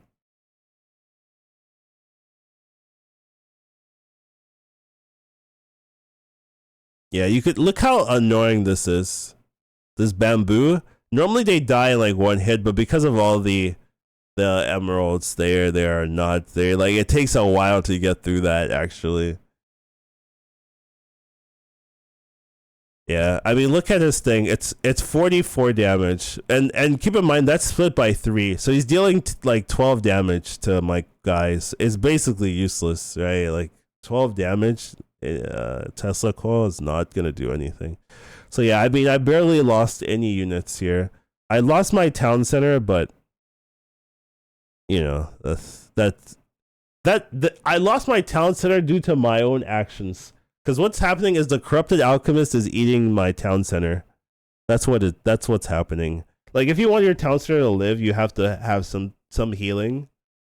So like have a blacksmith next to it so that you don't yeah, basically if I have a blacksmith next to it, then I can do this. But because I don't, my town center lost. So actually I have a mistake in my positioning too, where I should have one of these blacksmiths next to the town center so that I can, because I'm running all these corrupted alchemists, they steal life from all adjacent town units. So since I have so many of them, they're gonna eventually eat the health of my town center.